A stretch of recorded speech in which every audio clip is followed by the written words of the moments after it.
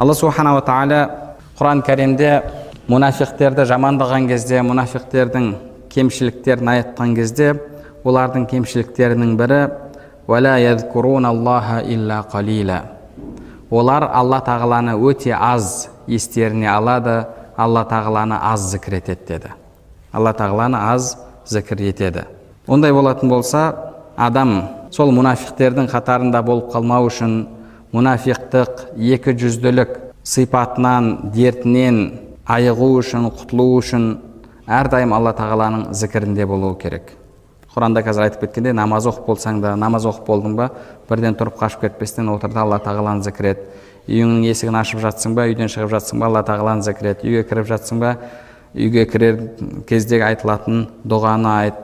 Тамақ ішіп жатқан кезде, тамақ ішіп болғаннан кейін, жүрген кезде, тұрған кезде, егер ұмытып кетіп жатсаң, қолыңа кішкене тәспі ұстап ал, сол зікірді сенің есіңе салып тұратын.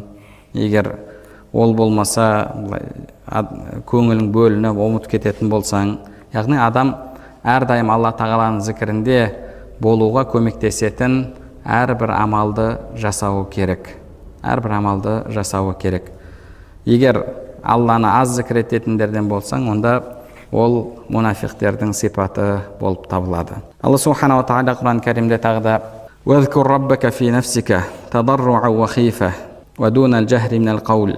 Ішіңде де сондай жалбарынған халде, жасырын халде Алла тағаланы зікір ет деп жатыр. Алла тағаланы зікір ет. Яғни бұл жерде тадарруан, сондай жалбарынып Алла тағаланы зікір ет деп жатыр. Алла субханала тағала Құран кәрімде тағы да «Вәлә зикруллахи акбар». Алланың зікірі ұлық, Алланың зікірі үлкенірек, ұлығырақ деген кезде осы аяттың тәфсірінде Ибн Аббас радиаллаху анхум айтады, бұл аяттың екі мағынасы бар дейді. Біріншісі «Анна зикраллахи та'ала лакум акбару мин зикрикум иyyah». Бірінші мағынасы Алланың сендерді зікір етуі сендердің Алланы зікір етулеріңнен ұлығырақ деген мағынада дейді. Екінші мағынасы «Анна зикраллахи акбару мин кулли ибадатин сивах». Алла тағаланы зікір ету басқа барлық құлшылықтардан абзал, басқа барлық құлшылықтардан ұлық, басқа барлық құлшылықтардан үлкен деген мағынада дейді. Ибн Аббас радиаллаху анхуманың бұл сөзін имам Табари өзінің тәпсір кітабында осы аятқа тәпсір жасаған кезде келтірген.